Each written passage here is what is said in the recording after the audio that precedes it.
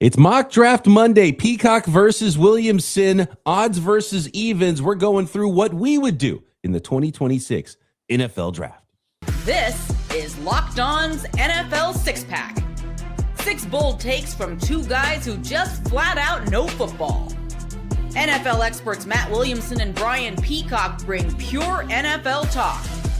Great takes, no fluff, just honest football talk. Crack one open. It's NFL Six-Pack on the Locked On Podcast Network. Your team every day. Welcome to the NFL Six-Pack. Brian Peacock and Matt Williamson. Thanks, everybody, for tuning in and making us your first listen of the day. And thanks for making Locked On the #1 sports podcast network. Please consider subscribing, hit that thumbs up and the notification bell so you don't miss an episode. Just a couple of short weeks out from the NFL Draft. Let's get our mock on today, Matt, because it's been a little while since we checked in. I think things might be a little bit different at the top, and trades are available today because this is what would we do with our draft selections in the 2026 NFL Draft. And so we're going to have to get rolling on this. We're using the Stick to the Model Mock Draft Simulator, which I like quite a bit. So check that out at sticktothemodel.com.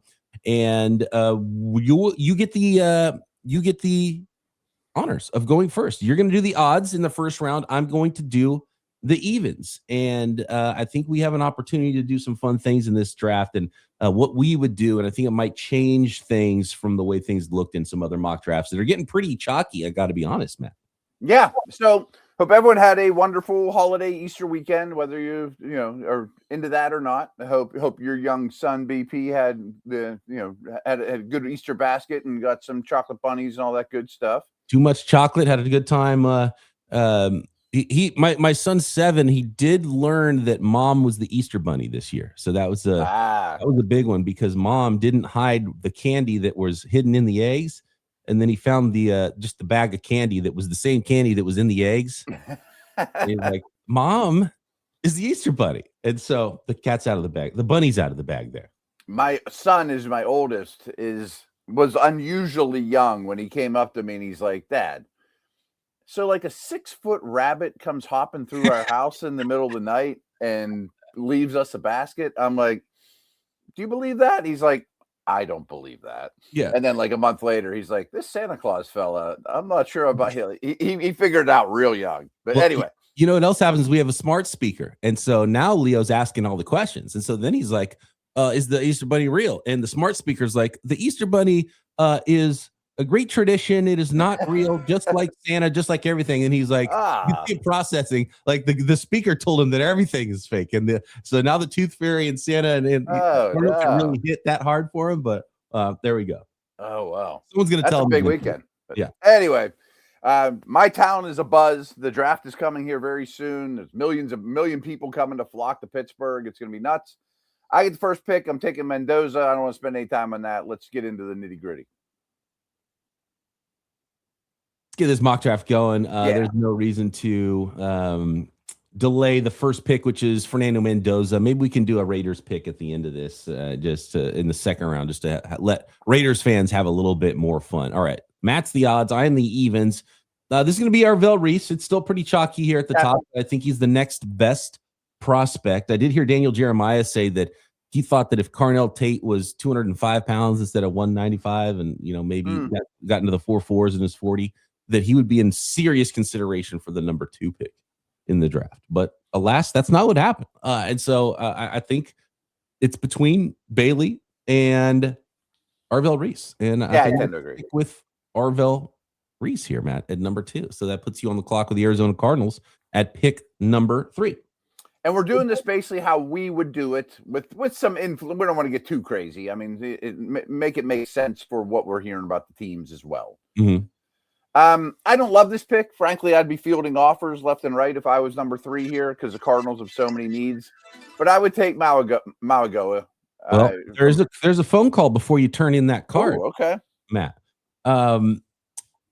If I was and I'm looking at the trade chart right now, and it just so happens that the Dallas Cowboys have a player they might like here at pick number 3. And there's been some whispers that there's been some trade conversations here with this spot, and that the Arizona Cardinals maybe would like to get an offensive tackle, but they don't love the value at 3 with Malinois, and they might go a different direction. But definitely, I think this is a fielding offers portion of the draft. Yeah. And just so happens, looking at the old school trade chart here, that the Dallas Cowboys pick at 12 is worth 1,200 points. The Dallas Cowboys pick at 20 is worth 850 points, which is 2,050 points, which is just shy of the 2,200 that the Arizona Cardinals pick number 3 is worth. So it's a pretty clean trade if the Cardinals would be willing to move down to 12 and 20. So I'm going to put it to you as the in a heartbeat deal done as the evens guy. 12 and 20 for pick number 3, man. Done deal. Okay. So you would get both Cardinals pick responsibilities. But I feel like in this move, I can't make the pick at 3 because they're coming up for a reason, and you proposed the trade. So gotcha. So you still get the Cardinals, and I still get the Cowboys here.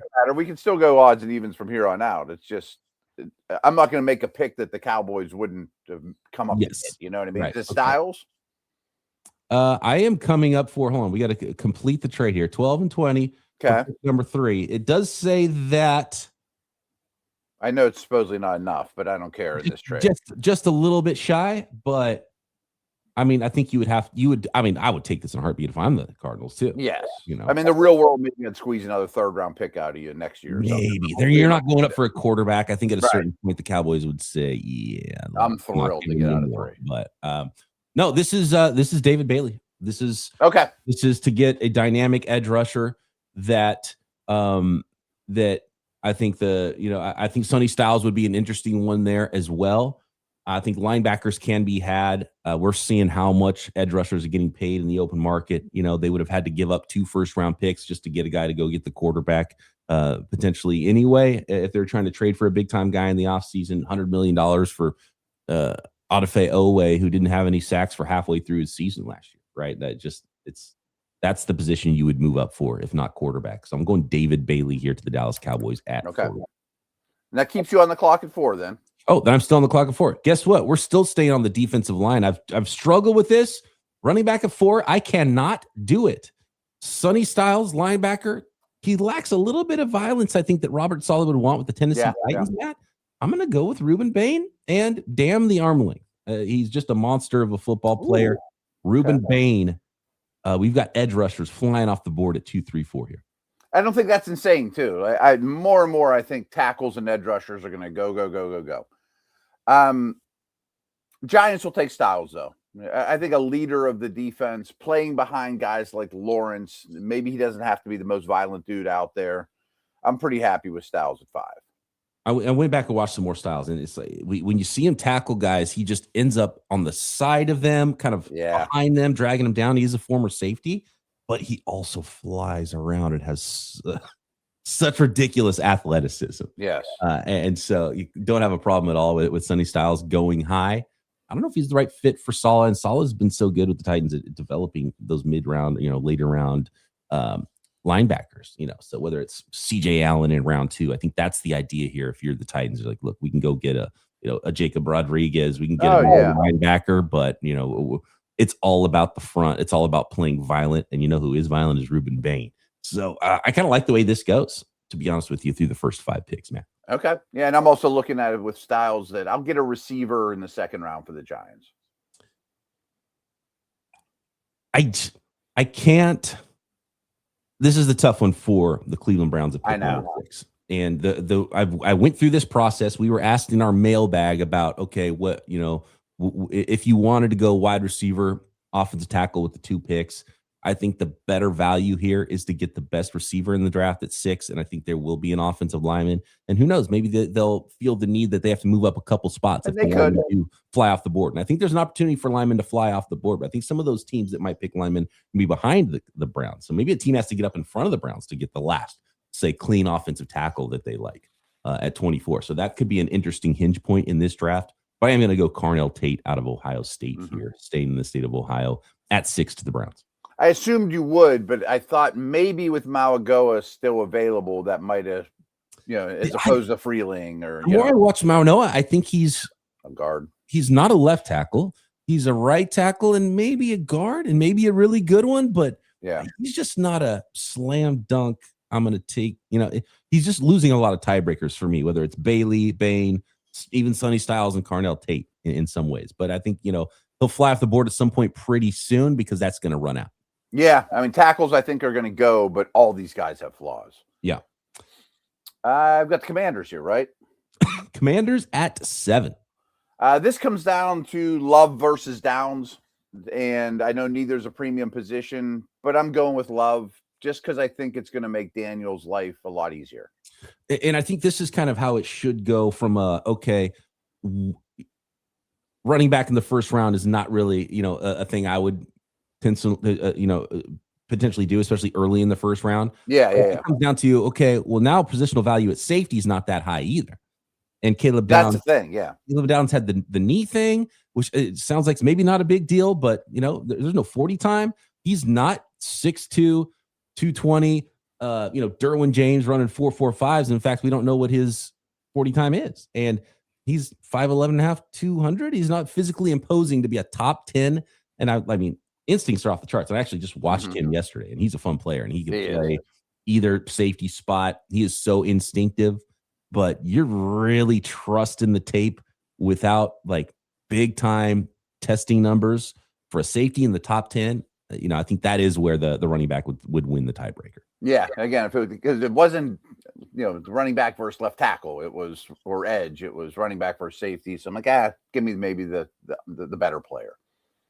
So this is usually not the exact players who are on the board for the New Orleans Saints at pick number 8. So next, let's talk New Orleans Saints at pick 8. We've got the Kansas City Chiefs, the Cincinnati Bengals, and now all of a sudden a couple of first-round picks for the Arizona Cardinals as well in our Monday, mock draft Monday, odds versus evens edition here on the NFL 6-pack.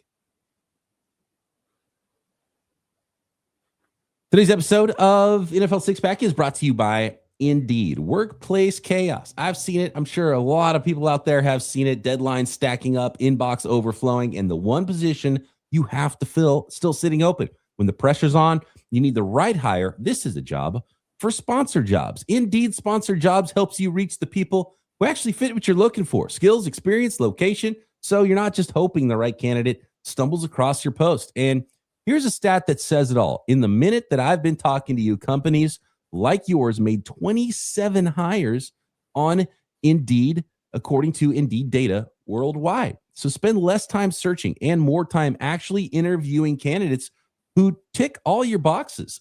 Cut through the chaos, less stress, less time, more results with Indeed Sponsored Jobs. And listeners of this show get $75 sponsored job credit to help get your job the premium status it deserves at Indeed.com/podcast. Just go to Indeed.com/podcast right now and support the show by letting them know that you heard about it here. Indeed.com/podcast. Terms and conditions apply. Need to hire? This is a job for Indeed Sponsored Jobs.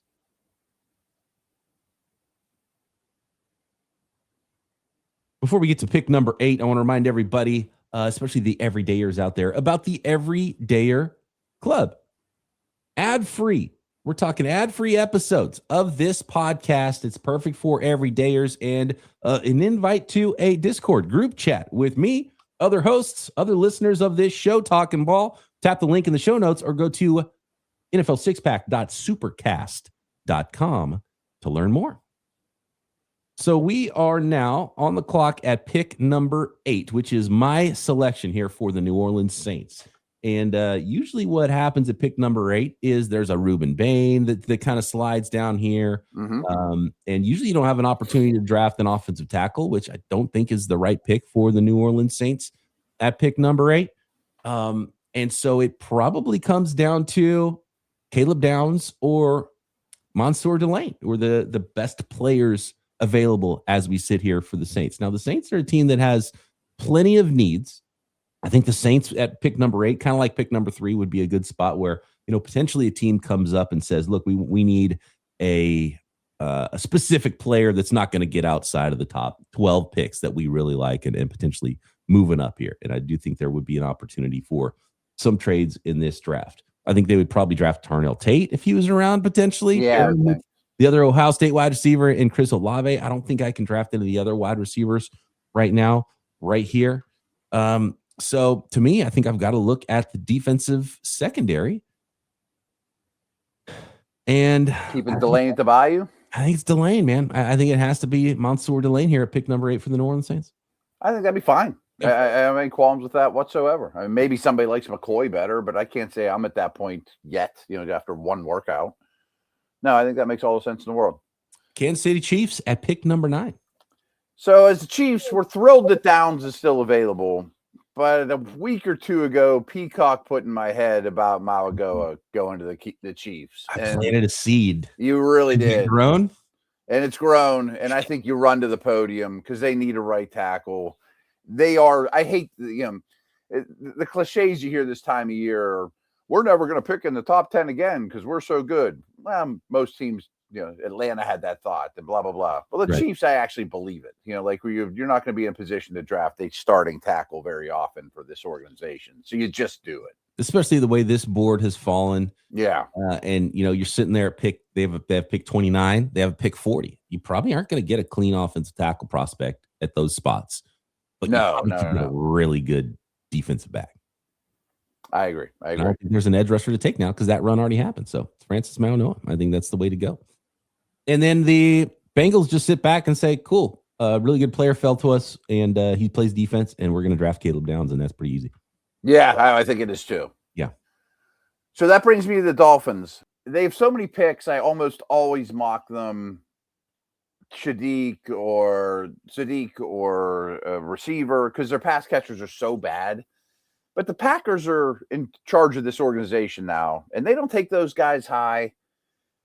I think they build in the trenches and go with Fano here. And he'll fit in somewhere on that O-line. They don't really need a left tackle. They don't need a center, but I think Fano just fits, and I'm going to put him somewhere on the O-line, and I'm going to get pass catchers later in the draft. I had Kenyon Sadiq in my last mock draft here, and then as we talked about in our mailbag episode last week, the more I look at it, that's just not the MO of this Packers organization. No, it's not what they do. First, and they like their guys who are that are versatile on the offensive line. I think Spencer Fano is the perfect fit here, and we might have an official offensive line run beginning at pick 9 that continues to pick 11 and the Dolphins. I can see it. Yeah. So you're still the Cards, right? No, I thought you'd take them because you just take the evens. Yeah. I know you got into the Cardinals mentality when they were on the clock at pick number 3. So let's go pick 12 with the Cardinals. Now they were supposed to have a really easy selection of an offensive tackle, but a couple just went right off the board for them. I know. So now I think they're going to pass on offensive tackle. And maybe go in another direction in the draft. They're not going to take Kenyon Sadiq here. They are not going to take, I think wide receiver could potentially be in play. They have. I was like Marvin Harrison's not going to be a long-term Cardinal. Like I thought he might even get traded this offseason. Was it the same? It was the same regime, right? Or not the same head coach, but the same GM that drafted him, right? I think so. It just seems like he hasn't quite fit in, Yeah. Well, he's been a little disappointing. Yeah. Maybe that's quarterback. Maybe that's scheme. Got a new coach in town. That it is an interesting one. That he might not be. You're not going to not take a guy that you think is awesome because of him right now, or Michael Wilson. Your number 3 guy is Kendrick Bourne, who they signed, and after that is there's not a lot. Right. You got Trey McBride. I think you should feel okay about the pass catchers, but again, you're trying to build a nest for whoever that next quarterback is going to be. And could this be the quarterback pick as well? The Jets are looming here. Jets have 16. If you this is a way to move down from 3. If you do love the quarterback and gain picks rather than lose picks by trading up from, round 2 up to get a quarterback, and you might not be able to get him because the Jets do have that pick. They may snag him at 16 or whatever, right? So, this is a tough one for me because I just don't think I just don't think the quarterback is worth it here at pick number 12. It might have to be a situation where, look, we'll take him if he's there at 20, but we got to take best player available. Who would be best player available for you right now at pick 12, Matt?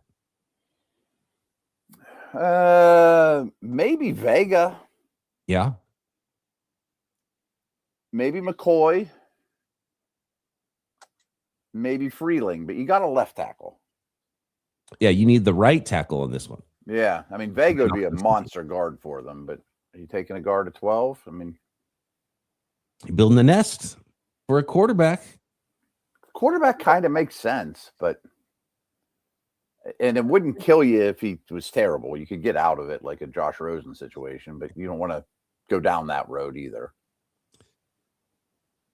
Let me just take a quick peek at the depth chart here because the Cardinals. There's a long shot too. What about Thieneman? Well, they took Will Johnson last year. Yeah. You got Denzel Burke, Garrett Williams, and it's the safety spots. You got Budda Baker, who, look, he's getting up there in age, and then that'd be a nice succession plan. Yeah. It's not like they're strong anywhere on defense. I'm going to do it, Matt. I am going to draft Ty Simpson, the quarterback. You got all these extra picks for other stuff. If you hit, you're thrilled, Yeah. And if you like him, this is the way to get him and ensure that you get him. And you added picks instead of subtracted picks. I've said this several times because the Steelers pick at 21 that I think there's a pretty good chance he's off the board before the Steelers pick. And I don't think they're interested. I just brought that up through a Steelers lens. There you go. We're going Ty Simpson at pick number 12 to the Arizona Cardinals. All right. I got the Rams here then at 13. Rams correct? At 13. I've said this a million times. The tackle, and in this case, Freeling, is such the responsible choice.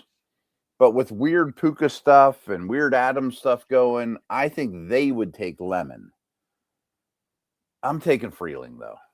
I think Freeling's so much better value here. I just think teams are going to look at the board and they're going to break ties with an offensive tackle that they can't get at another time. And this is also the organization that got Cooper Kupp and Puka Nacua. Mm-hmm. You can go get those dudes. They've proven it over and over. It's a good point. Right. And I think Kenyon Sadiq is probably a dark horse as well, potentially for the Rams at pick number 13. They're in an interesting spot. I think they'll find a good player. You're not in a place where you don't like the options. I think if you're the Rams at pick number 13. Right. Oh yeah, and they may even trade down and get something else because they're smart like that. All right. Next up, we've got the Baltimore Ravens. I'm going Venga. That's a very easy selection for me at pick number 14. I think there's a clear, 15-ish prospects, give or take with Ty Simpson, if you count him, and I'm not necessarily counting him in that group. And it starts to get easy when you are the Ravens and the Bucks because it's whatever's left over of that group, which happens to just fit some needs as well in this portion of the draft. All right. We've got the Tampa Bay Buccaneers at pick 15. Okay. Did you make your pick at 14? I made my pick at 14. That is Vega Ioane. I figured you would. That's an easy one. I was scrambling a little bit here. Already threw that in. Well, think about it for a second. We're going to take a break and we'll finish up.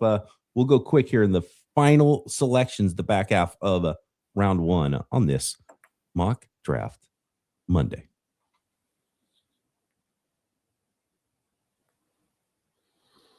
Today's episode of NFL Six Pack is brought to you by FanDuel. The NBA playoffs, they're here, where every possession matters, every matchup is magnified, and every game can swing a series. And right now, FanDuel is giving new customers a great way to get in on the action. And here's what I like about FanDuel and their NBA action, because you can bet just $5, get $250 in bonus bets if your first bet wins. The app makes it easy to follow the action, player stats, trends, matchups, all in one place. And during the playoffs, that extra insight really matters when you're looking at stars, role players, and key moments. It just makes the entire playoff experience more engaging from start to finish. Plus, they've got those draft props as well. Some interesting ones here. And I think we're learning a lot about the draft. I think you can get an advantage against the house on when it comes to the NFL draft most years.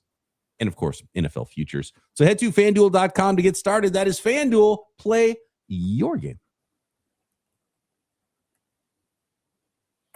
Okay, Matt, you are on the clock with the Tampa Bay Buccaneers at pick number 15. I'm not big on this player, but I think Falk would be somebody they would be interested in. I know that they've had some more dynamic type edge guys. You could kick him inside next to Clancy on throwing downs, get some pass rush that way, be a base end in the meantime. So I think Falk is my pick. And there wasn't a slam dunk for me with Tampa right here. I'm not big on Falk, but I recognize he's going to go in this neighborhood. He's going to go high. He's a young player. There's too much to work with. Yeah, there's tools. If you need an edge and you want a bigger edge, and teams need to stop the run too, Matt. They do. It's not just about pass rush, and I think players who win through contact and can win dirty, are players that coaches and teams consider more often than folks from the outside that want more flash. And so someone like Keldrick Falk, you wonder, how's he going to go higher than Cassius Howell? And it's going to be, it's a big man's game. Totally different people up front, and that's why Falk's going to go early. That brings us to pick 16 in the New York Jets. Wide receiver, corner, they have plenty of needs here. Oh, yeah. Jordan Tyson, the injury stuff is scaring me off. I would not be drafting Jordan Tyson in this area of the draft. Mekhi Lemon, is he too much of a slot guy? Top half of the first round, height, weight, speed. I could definitely see it, but I could also see him slipping. And I've kind of been projecting more of a slide for Mekhi Lemon, as good as the tape is, versus where other people have him. Because I just think that's how things are going to go in the league. Kenyon Sadiq, I think, is maybe best player available right here, but they drafted Mason Taylor last year, so I don't know if that's necessarily the direction you want to go. Ty Simpson is off the board now for the New York Jets as well. So I think I'm going to go back to where I was in the first mock draft I ever did, which was Jermod McCoy. And I think the fact that he is, injury aside, probably the best corner in this class, or at least on par with Mansour Delane, and now has proven to be healthy and had those great workouts. I think he's back in play here now. Jermod McCoy, corner from Tennessee, going 16 to the Jets. I think they should be thrilled with that, especially after the workout he just had. It's a huge need. This is an easy one for me with the Lions. And I don't love the player, but I think they would love Proctor. And he could either be your left tackle now. You can move Sewell around. Proctor could be a guard. I just think they want to mash people up front. I love it. I love that fit. And again, this is another one where you look at the Lions and you're saying, okay, pick 17. When we come up back in the second round, there's going to be a really good edge defender there. And we don't really feel like the edge players here are all that much better from the guys we might see in the early mid portions of round 2. But guess what? No offensive tackles there. They're going to be gone, Matt. So I think this is the way to go. I'm going to have tackle over edge, I think, for the Lions at pick 17 in every mock draft until draft day. Yep, me too. That brings us to the Minnesota Vikings. I wonder if Vikings fans are tired of seeing Dylan Thieneman go here to them. They shouldn't be. They probably shouldn't be. And I really like the fit. One quick thing I want to check here, though, with the Minnesota Vikings, just to make sure. I'm gonna stick with the Dylan Thieneman. I think this is it's the right portions. Back half of round 1, this is kind of where the talent starts to dip slightly in this class, and I think we could start to see a lot of fun things happening, maybe some trades happening, and this is where some safeties in positions like that could fly off the board. Similar in terms of position value, I'm taking Sadiq here for the Panthers. Their tight ends are fine. Yeah, I just want to make Bryce Young's life easy. I love the pass catcher there for them. Okay, this is where we're back on the board looking at tackles, and guess who is an offensive tackle who plays right tackle and who's ready to plug and play, and that is Blake Miller going to the Arizona Cardinals at pick number 20. That works out well. I mean, especially after taking the quarterback for them. I think that works out real well. So I'm on the board with the Steelers, and I get a lot of heat in Pittsburgh for overrating both these guys with the 21st pick, but they're two of my absolute draft crushes, and I know who they are. Can I guess who they are? Yep. It is Max Ahanachour and Correct. Concepcion. Correct and correct. And I'm going to take the tackle over the receiver. Okay. Because he's going to plug in at left guard for Siamalu, and then next year he's probably going to be Broderick Jones's replacement. I'll get a receiver in round 2. Mm-hmm. Offensive tackle run. Expect it. It's going to happen, man. I really now or never. Going to happen. Here's another hinge point in the draft. Pick 22 is the Los Angeles Chargers. And I think there's a team that could come up in this spot. I don't know what the team exactly would be. You know, I was going to do a mock draft where the Cardinals move up here to pick 22 just because, you know, to get a quarterback. I think this kind of works out a little bit better for the Arizona Cardinals, to be honest with you, to go back rather than coming up. But if Ty Simpson was still on the board, this could be a spot. And to be honest with you, though, if the Jets don't, if Ty Simpson slides and the Jets don't take him at 16, then the Jets probably don't even like him that much. If you're the right, you probably have to go up very high. Maybe you go up to pick 28 instead, right? Or maybe even 32 or 31, just to get right in front of the Jets.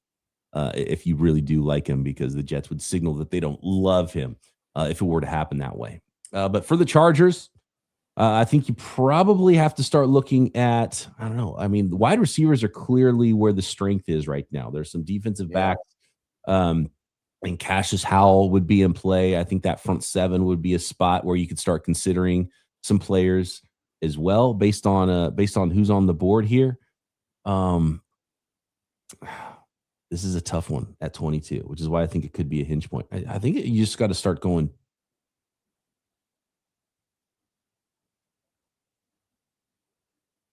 I don't have necessarily a need the Chargers at wide receiver, but I'm leaning toward Mekhi Lemon. I'm gonna just take a quickest look here at the depth chart. He could kind of be your Keenan Allen. Yeah, exactly. You know, they've spent a lot of resources there, and you have Ladd McConkey, Quentin Johnston, Trey Harris is kind of the unknown. Yeah. Does that scare you off of a wide receiver? Not necessarily. I would consider a guard, but I just don't think there's one worth taking at this point, or a tackle to throw in at guard, and Proctor and a Chonachor off the board. That's too early for like work on the interior of the offensive line and free agency too. So I think that kind of signals what they're looking at there.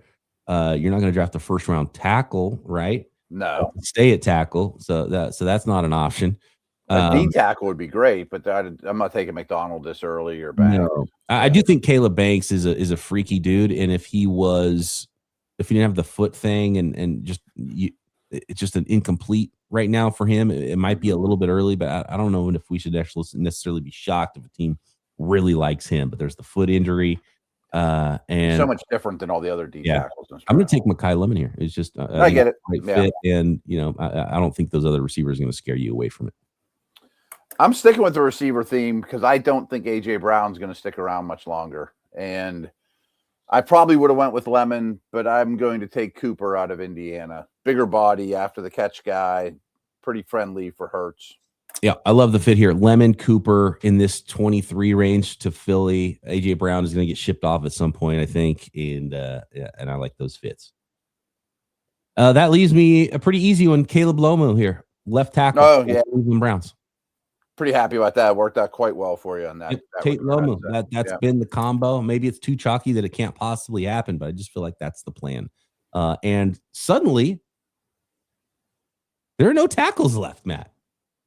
No, again, that's how it's going to go. I mean, we should never be shocked by this. Pick 24. That's it. According to this, according to the rankings here at Stick to the Model, the next tackle is 63 overall. Caleb Tiernan. Wow.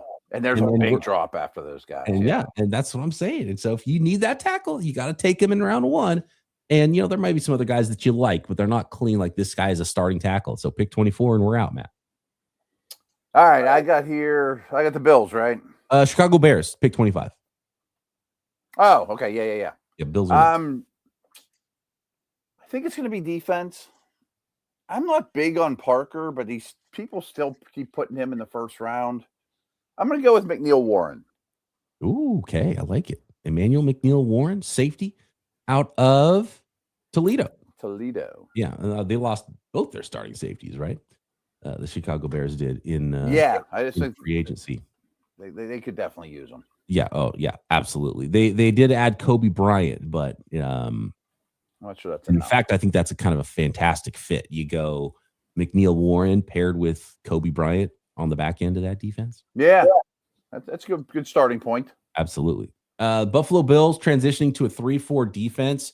I just don't think enough people are giving the credit to potentially drafting Cassius Howell here. And I'm just going to look around to make sure, Caleb Banks would be a fantastic 5 tech. I don't think they necessarily have to force it. People are talking about Caden McDonald as a nose, but they just drafted Deion Walker, who's 340 pounds or whatever. Like he's the nose, right? Am I crazy about that? I don't think you draft the nose here for the Buffalo Bills. Maybe that's the way they see it.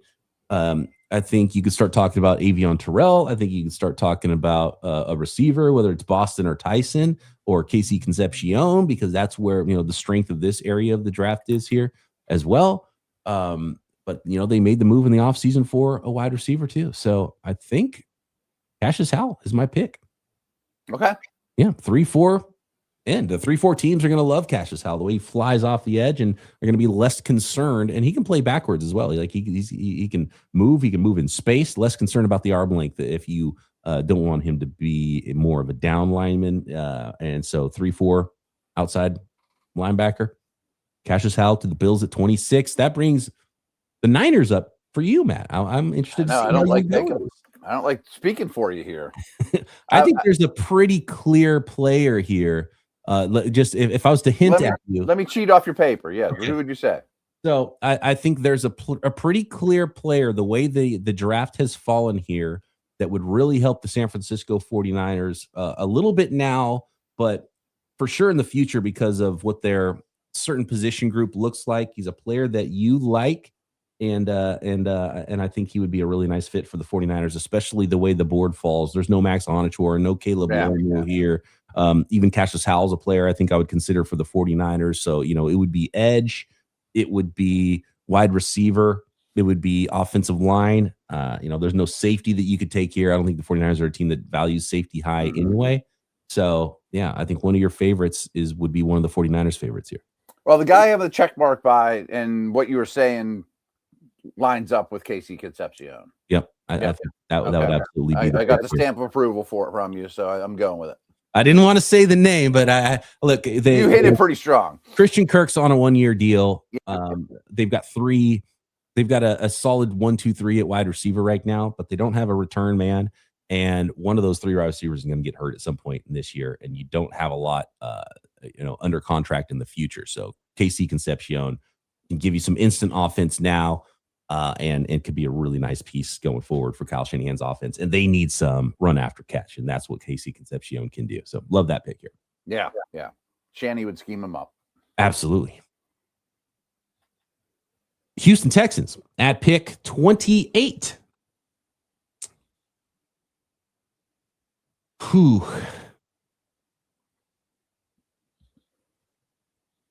I think the Texans don't have a ton of needs. They're in pretty good shape. Aiden McDonald to put an animal. That's the one team I kind of like him in the first round for. It's where it starts to make sense a little bit to me, and keep everybody free, keep those linebackers free to go do what they do.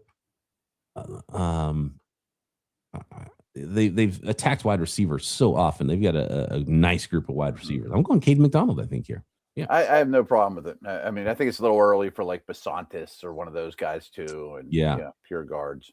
I do like Emmanuel Pregnon. Me too. He's a monster. He destroys people, but I just don't think I can do that at pick 28. And I think there will be a guard for the Texans have that extra pick in round 2, and there'll be a guard on the board for him there.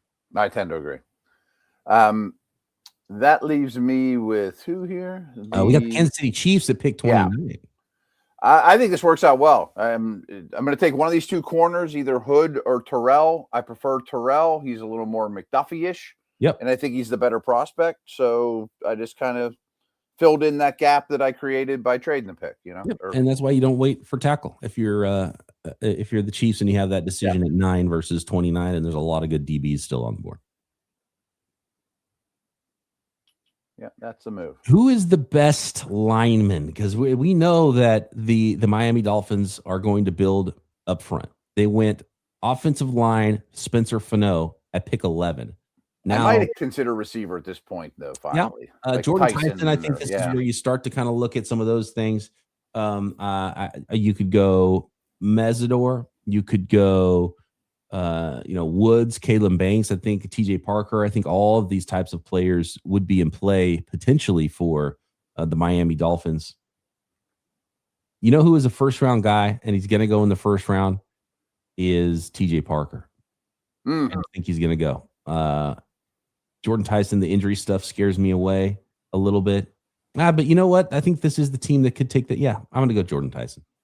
It's funny you just went through that whole exercise because you know how this works. You kind of have to think about your next pick while the co-host is talking a little bit too. Yeah. And I'm sitting here going for the Patriots, I'm either taking Tyson or Parker. And you're sitting there talking through, I'm going to take Tyson or Parker. And which one did you end up with? I'm taking the other one. I forget. Jordan Tyson in the end at 30 for the Miami Dolphins. 2 picks left. We got the Super Bowl combatants, 31 overall. Matt, you've got the New England Patriots here. And you said TJ Parker would be in consideration. There's Akeem Mesidor. Your guy Malachi Lawrence, too. I know you've talked about him as being someone who would sneak into the end of round 1. Have you cooled on Lawrence? Not a lot. I just think Parker will go ahead of him. So I want to keep it a little more realistic. So again, I would have been happy with Tyson. I'm happy with Parker. This was 31st. That's my pick.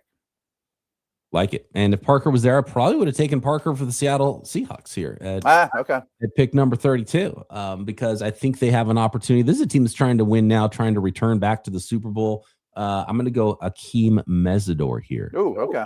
Win now move. Yeah, and replace what they had lost in Boye Mafe and keep a rotation of stud defensive linemen there. And again, this is a team built to win now, and he is a player built to win now at 25 years old. They'll worry about his contract in a few years. They're going to keep that cupboard full. Absolutely. Yeah, it's a priority for the organization. There you go. That is our mock draft as we sit here about 2.5 weeks from the real thing. Let us know what you think at BD Peacock at Williamson NFL. Get those questions in for this week's mailbag, and happy mock draft Monday, and enjoy your Tuesday and the rest of the week. Talk to you next time right here on the NFL Six Pack.